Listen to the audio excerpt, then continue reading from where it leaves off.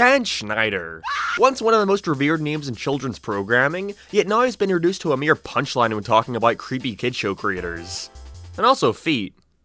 There's that too. If you were growing up in the late 90s and throughout the 2000s, you've undoubtedly visited Schneider's bakery at some point. Put his goddamn Twitter at in the logo, what the hell? Dan the man got his start in the entertainment industry starring in various films and sitcoms back in the 80s, before being hired by Nickelodeon to work on a brand new sketch comedy series at the time. All that. With its popularity, he was soon starting to wiggle his way into a variety of other kids series on the network in the coming years, becoming an executive producer on Kenan and Kel, and more importantly, creating a ton of original shows for the network, with some of the most obvious ones being The Amanda Show, Zoe 101, and probably his most famous series, Drake and Josh, iCarly, and Victorious. I grew up watching all these shows religiously. When I got to the age where I felt like I was too old for cartoons, this is what I thought the real adults were watching. What the f- I'd sit up all night waiting for syndicated reruns of The Amanda Show with my sisters, or watch Drake and Josh and iCarly all day after coming home from school, where everybody I knew there were also watching them too. Looking back now, it's sorta hard to describe it, but there was something about these shows that felt like they just got you. You didn't feel spoken down to in any way. Despite some of the surreal concepts and jokes they'd tell, there was something about them all that just felt so real. It didn't feel like you were watching characters, it was like you were watching actual people deal with their daily struggles. Whether it be facing your siblings or neglectful parents, dealing with mean internet comments, or even going to buy a car but your brother winds up using the money on a monkey instead, and when you try to sell it to a doctor you find out he's gonna kill and eat the thing, so you gotta go and steal the monkey back.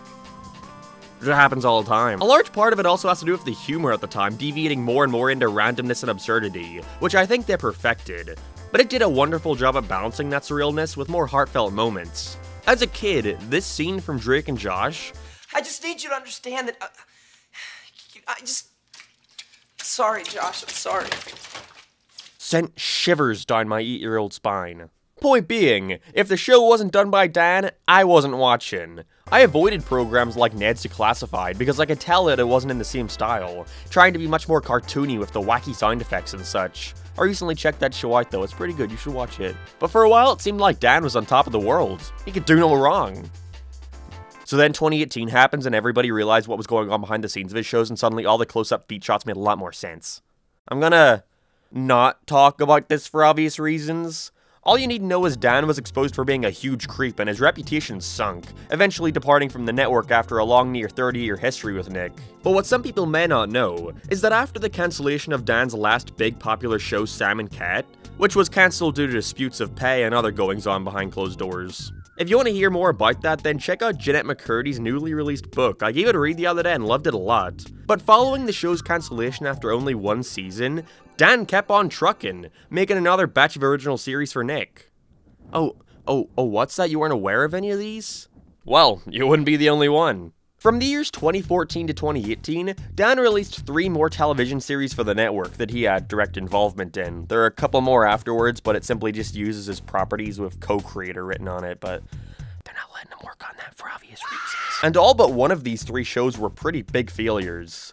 How it took them until 2018 to finally put their foot down and make him leave the job is beyond me, but either way, it got me thinking. How was someone who was once known for making some of the greatest children's sitcoms that defined a generation have such a drop-off? Well, today let's answer that question by taking a look at the end of Dan Schneider's Nickelodeon legacy, to see just why these shows were forgotten. As if his legacy couldn't be any more tainted. But first, you know what I could never forget? All the amazing deals and products found over at HelloFresh. Today's video is sponsored by HelloFresh. Did you know that you can get seasonal recipes and fresh pre-measured ingredients delivered right to your door with America's #1 meal kit, HelloFresh? Well, you can. With their recipes, you can make some mouth-wateringly epic meals, with you being able to customize your box by swapping out one protein or side for another, to easily make more meals truly cater to you. Along with this, it saves time, money, and stress, with you being able to skip the grocery store and easily use step-by-step recipes, which also helps a bunch in making sure that you're able to keep track of your meals if you're one of those health nuts. Personally, as someone on the go a lot, I love that HelloFresh provides me with the ingredients needed to stay on top of a routine. So be sure to go to HelloFresh.com using my link, and use code POGMARKSEPT16, I didn't come up with that, for 16 free meals across 7 boxes and 3 surprise gifts. Once you click, my description will live update to count up the purchases. And thanks again to HelloFresh for sponsoring this video.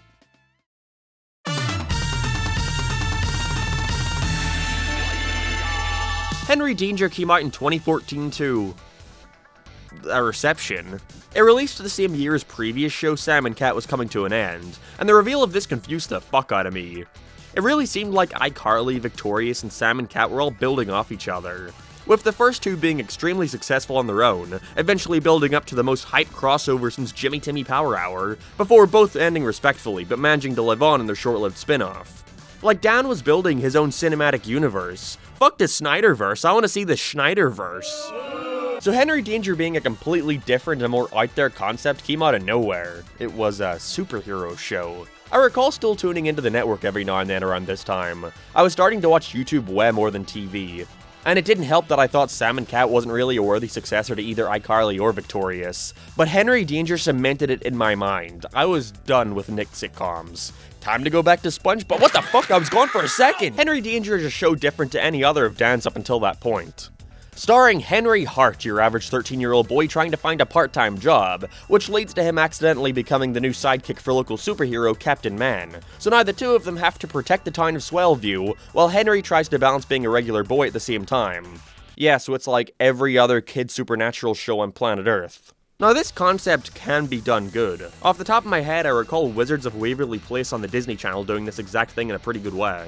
Well, you know, as good as a Disney sitcom can be, I suppose. It's a show starring a family of half-wizards trying to run their Subway sandwich shop in New York City, where the first season or two were pretty standard episodic adventures, setting up different spells the characters can use and where they can go wrong, showing different threats they're gonna face, and on top of that, how they try to balance this with their normal everyday life. But in Season 3 and 4, they build upon this by trying to have way more character-focused arcs, showing them change and grow like the surprisingly decent movie, or my personal favorite being when fucks a werewolf. You can look that up online if you want. Our main character moves out at one point into a creepy apartment for a few episodes, they introduce a whole Harry Potter school as well, like things constantly progressed. This was mainly hyped up in massive status quo changing episodes, such as our protagonist's friend finding out she's a wizard in Season 2. That's always a giant bombshell which shifts the entire approach of the show. Can be a great way to naturally introduce a new fresh element, which Henry Danger clearly wants to emulate. But a big issue in what I watched out of it is that it seems like they're wanting to get this stuff out of the way too quickly. There's barely any time to develop the characters and make sure we like them before they start to shake it up, which I think is important for most series to do. I always see people give shows like Steven Universe shit saying you can completely skip the first season because of how episodic it is, and to just start watching it at episode 50, the season 1 finale. But to do that is to ignore all the establishment for the characters and their world. How am I to be emotionally invested in anything going on with them if I don't know who they are, what they like, or what their motivations are? Like, for example, Henry Danger does attempt to do the big reveal where Henry's best friend finds out he's a superhero. However, any attempt at grandeur is wholeheartedly removed through the fact that it happens in episode 4. Like, oh no, Charlotte just found out he's a superhero! I can't wait to see how this shakes up the status quo. They abuse the fuck out of this shocking reveal, by the way. They do it so much for basically every side character on the show that there's an 11-minute compilation of just the same jokes every time. What? Kid Dan? I don't know. I don't know anything. Oh, me? Kid Dan? What? No, what? No, No, he's not. I mean, no, we're not. Who's your brother? He's probably awesome, but... Okay, I'll never get to mention this anywhere else, but there was also an episode way early on in Wizards of Waverly Place where Alex, the main character, meets the future version of her best friend, who then brings up the name of a guy she hasn't met in the show yet, which is played off as a joke, but then way later in the series she meets that guy and has her whole arc with them. That fucking blew my mind. Anyway, sorry, this is about fucking stupid Henry Danger, not Wizards of Waverly Place. It may seem dumb for me to try and criticize this show clearly made for 12-year-olds for the way it paces out its story beats, but I only bring it up because they clearly want to make you invested in these moments, and expect you to be shocked by their reveals. If they didn't, then there wouldn't be so many goddamn gasping sound effects. It doesn't help that a large part of people liking shows like Drake and Josh is that the main characters were, well, likable. There was usually a pretty chill vibe behind most of them, and not just because some of the actors were hungover during filming. The aforementioned Drake and Josh was just bros being dudes, and when iCarly wasn't obsessed with its lol random jokes, you'd find it having a bunch of genuinely nice, heartfelt moments that made you more attached to the main trio. The best definitely being the episode where Sam exposes Freddy for being a kissless incel. Remember when that show had a whole episode about them doing a panel at a convention, only to be met with big, obese, sweaty fanboys obsessing over who was fucking who on the show? Pretty interesting. Jack Black was in that one too, what the hell? But my point being, the characters weren't shouting little quips 24/7 to try and squeeze every second of airtime for a potential laugh. And when they were, it usually fit what the character's personality was.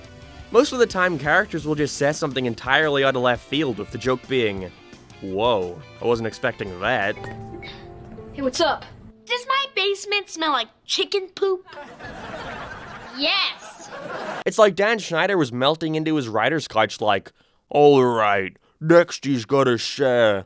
And then went onto a random word generator site like, kumquat, that's brilliant. Kids' Choice Awards, here I come. Lol random humor was really prevalent at this time in general. With the rise of social media, epic, funny, annoying orange impact font memes had a virtual playground to inhabit and spread around like fucking cockroaches. iCarly just managed to scrape in time and capitalize on it, and I think by around 2013 it was getting pretty played out. Raw XD Waffles just wasn't tickling people's funny bones like it used to. Sad day for society, I know. Let's just all take a moment of silence for the heroes we lost along the way. I'm avoiding this subject, I'm aware. Watch as I conquer the world with my air fleet, and this time you can't stop me. Drat, a trap to stall for time. And the worst part is, this was probably the best of all the shows I watched for this video. We are not setting the bar high at all. Well, first of all, the pilot episode does a terrible job at introducing you to this world. This is the first 10 seconds of the show. You could be Captain Man. We don't even know who our main character is, yet they're already throwing the superhero shit at us. I'm aware it can be kinda hard to make a pilot for one of these series where you have to give us some kind of origin as to how the character got to where they are, but this was not the way to go about it. Way too much focus is put on telling and not showing. Basically, the entire first episode is just showing you how Henry became Captain Man's sidekick, which wasn't really needed, as the show already establishes everything you need to know in the title theme. It all just kind of happened. I wanted an after-school job, but then an indestructible superhero hired me to be his sidekick. After sitting and talking back and forth with his friends for like 5 minutes, the whole rest of the episode is pretty much Henry standing in Captain Man's lair for 15 minutes while he dumps exposition on the guy, telling him who he is, what he does, and eventually that he's his new sidekick. You'd think a pilot for a superhero show would, I don't know, show the characters being heroes? Stretch of the imagination, I know, but when they finally do go out to fight the crime, the fucking episode cuts to the battle already being over. And they try to remedy this by having the follow-up one actually showing them fighting a villain, but it's sorta hard to pay attention to that when the villain they're fighting is a fucking grown man in baby clothes who keeps talking about spit and diapers and... Dan, you're not helping your case. It seriously doesn't help that none of these characters are fun to follow. I can't think of a single one that I liked. Henry feels like his actor downed a few Red Bulls before shooting. He's constantly hyper and shouting and fidgeting around. Captain Man's whole gimmick is that he's kooky and spouts nonsense. Like, this is the way he's introduced to us. Hey, how are you? Cool, thanks, great to meet you. I'm doing good. What's your name? I'm Henry Hart. And his friends are just... there. We have Lesser Sam and wannabe Gibby, who just like Gibby grows the fuck up over the course of the show. They all do. It's this weird new craze I just found out about called aging. The worst part though was seeing that Henry's sister was played by this bitch. I hate this girl. Anytime I saw her in anything as a kid, she was always playing the annoying bratty little girl character, and it's no exception here. The only one worse I could think of is this actress who plagued our nation for years. You ruined Merry Christmas, Drake and Josh in that one Christmas movie starring Greg Heffley. Stop making that face. Sorry for calling you a bitch. I'm sure you're a nice person in real life. As the show went on, there was a clear attempt to try and make it more serialized, with the final season being heavily focused on the heroes dealing with a singular threat before concluding with Henry fucking faking his own death, before moving to what looks like Korea or Japan, where his friends and him become underground heroes like fucking bloody Blade Runner. Psst, guys. I don't think there's really a projection there. Honestly, the biggest thing I ever heard about this show was when for some reason they thought it would be a good idea to do a musical episode where all the characters are constantly singing throughout the whole thing. Just as bad as you'd expect. There are even a bunch of crossovers that do, like one with another Nick show at the time, The Thundermans, which was also about superheroes. This was some kid's iParty with Victorious, and I pity you. The main issue I seemed to get from watching Henry Danger is that the budget of a Nick sitcom was clearly way too limiting for what Dan wanted to do. I watched a bunch of episodes at random, and I don't know if I just had the worst luck possible, but it did not feel like a superhero show in the slightest, with the characters more often than not bumming around the same 4 or 5 locations. The villains feel like an afterthought here, which wouldn't be too big of a deal if that was the gimmick, like a superhero show where the heroes barely fight crime. But the crime fighting is happening, don't you worry. You just aren't allowed to see it. But here, have our crappy green screen, that makes up for it. You still there?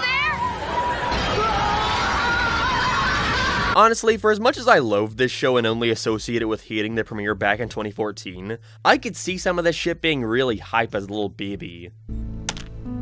What are you doing? Quitting. Oh my god, he's not gonna be Kid Deidre anymore! I'm sure there are kids out there who look back on it fondly the same way I did to Wizards or iCarly. I mean, hey, it's getting a goddamn movie pretty soon, so clearly some folks evidently care about it. Which I can see, there was clearly still some semblance of his older work in this, but it was starting to fade as this type of comedy was becoming less and less popular. But you know, it was just one miss. If you make as many shows as Danny Boy, they can't all be hits. So next, I guess we should look at his next big project, which is undoubtedly his biggest blunder in the eyes of everyone who grew up with his original works. Next up, we gotta look at the Game Shake. Wait, what the fuck? They've infiltrated Henry Danger. Holy shit, guys, help. When this show released, I was already gone from the network. YouTube was already taking up all my screen watching time, and all the videos being made about how awful the Game Shakers was really solidified in my mind that I'd made the right choice. The advertising for this show at the time was fucking insane. It was everywhere. It was so obnoxious with how much Nick wanted you to know this was a show all about gamers and the internet. And as your local gaming whiz, I gotta say, it backfired spectacularly. Because all it did was make everybody think your show was lame and tryhard. My mom doesn't like me listening to music like that. Why not? It could lead to twerking. You could tell that Nick were really starting to get more desperate to pull back in their audience away from the internet, by making a show that's basically iCarly except for video games. Even hiring certain YouTube gaming stars to cameo and talk about how epic the in-universe game is, like Lasercorn from Smosh Games or Pro Jared, what the fuck? As a matter of fact, they even made a tie-in video game to play in the App Store featuring the game that the characters make in-universe. It's brought to me by McDonald's, apparently, and is not formatted for new iPhones. It's a Flappy Bird clone, moving on. Game Shaker stars a pair of girls creating a crappy app which becomes a big mega hit that's in the Epic App Store's top 10s. Radical. Your game's in the hot top 10!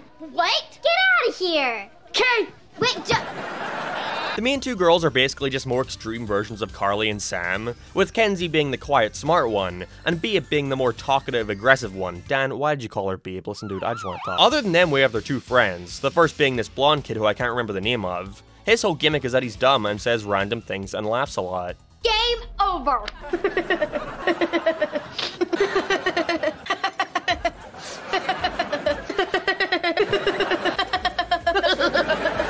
And the second being this kid called Triple G, whose dad works with the Game Shakers being popular rapper Double G. The only thing worth noting about him is that he's played by Kel Mitchell from Good Burger and Kenan and Kel, and is also the only person trying in the whole show.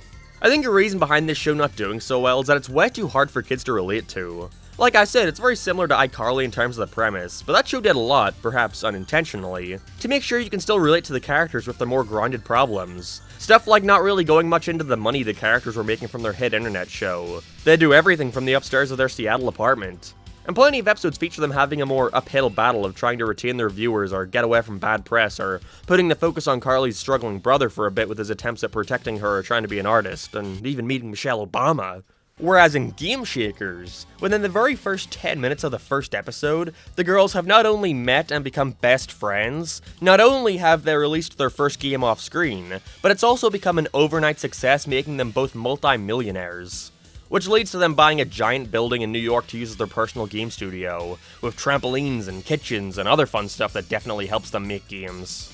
Something I've noticed the more I watch these sitcoms is that the characters present in them get progressively younger and younger as time goes on. Drake and Josh were like 15 and ended the series looking like Chads. But Kenzie and Other Girl are 12 years old. And if there's something executives should know about 12-year-olds, it's that they don't want to sit around and watch other 12-year-olds lead more successful lives than them. Kids, perhaps misguidedly, looked up to Drake Bell, who out there really wants to grow up to be like Babe Game Shaker. Ugh. I think a part of the appeal to me with these sitcoms as a child is that I was watching characters that were older than me. Not only did it make it seem like the shows were for older kids, which by proxy made me feel cooler for watching them, but it also shows you stuff you may not have experienced in life yet, like high school and all the complications that can come with that. As a 12-year-old, it made me feel like I was getting to see into the life of a kid older than I. There was also this strange sense of edge present in Dan's early work, where the world these guys inhabit is kinda shitty and filled with dickheads who are always trying to put the main characters down. Package for Josh Nichols. Thanks. Have a good day. Don't tell me what to do. Drake and Josh was just the perfect storm in general, especially considering the two main actors had years of experience acting together, and stuff like The Amanda Show. So they already had plenty of time to build up natural chemistry, but either way, let's move on. I don't care about these characters because everyone constantly rewards them for doing nothing.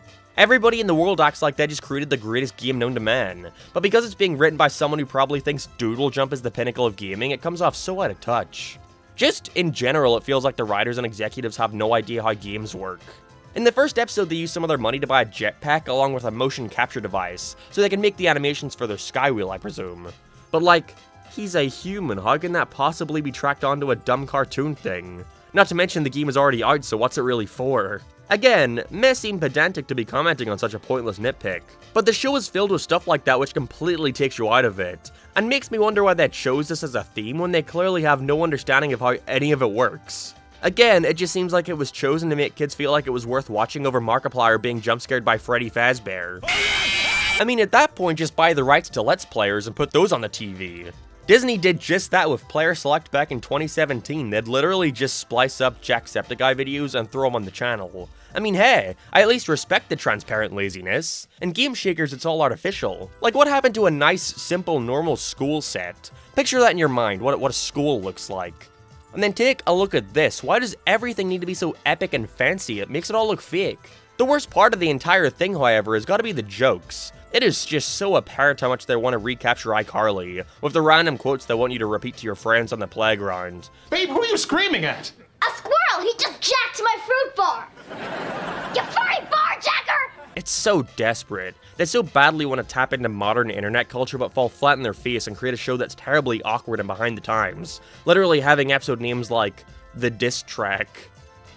See, I got your girl riding shoddy with a friend in the back. The weirdest thing, however, which I had no idea about until I started watching this, was that there are multiple points in the show where the gang run into bloody Henry fucking Danger out of nowhere. Like, he's a recurring character. There's an episode where Babe finds out he's visiting New York and she wants to fuck him, so we have this whole lame-ass romance subplot with them. And the literal fucking finale to the entire show, never mind, the fucking final scene of the show, is the girl walking outside and being met by Henry fucking Danger, who wants to get with her now. What the hell is going on in this universe? What are you doing here? I came to see you. I am done with Game Shakers. It was a complete waste of time. Where with Henry Danger, I could at least see why babies would like it, with such glowing Amazon reviews as, enjoyed the show so much that we've purchased every season. That is $240, by the way. Abby1234 gave the show a stellar review, quoting, Abby1234. And who could forget, kids got a whoopin' for ordering this. 20 for this? Darn. But with Game Shakers, I'm not surprised at all that it didn't manage to pick up any steam. Talk about a network so shamelessly being on its last legs. And with that, it looks like there's only one show left. And shockingly, it's Dan's first and only attempt at animation. So let's jump right into what the fuck, Cartoon Henry Danger is on one of the transitional billboards in the Game Shakers. What is going on? These shows are combining.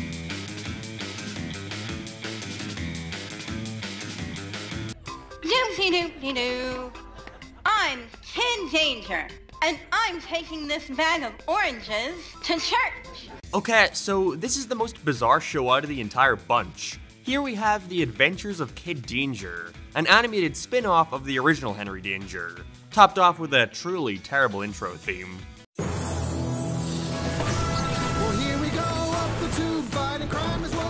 Now you may be asking yourself, why is this a spin-off? What does it do to stand apart from the live-action series?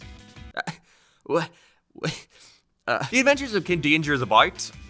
We already went over this, just copy what I said about the premise before and paste it back here. Literally, the only difference here is that it's animated, which on paper sounds like a perfect idea. I had mentioned how limiting a live-action sitcom budget probably wasn't a superhero show, limiting what they can do on pretty much all fronts. So great, now it's animated. Oh, I probably should have mentioned to make it look good too. This is a real monkey's paw moment if I've ever seen one. Just watching the beginning of this show gave me the exact idea of what it would be like. first episode. Yep, it's gonna be one of those shows. It really feels like the writers thought that because it was a cartoon, there was a legal obligation to be as meta as possible.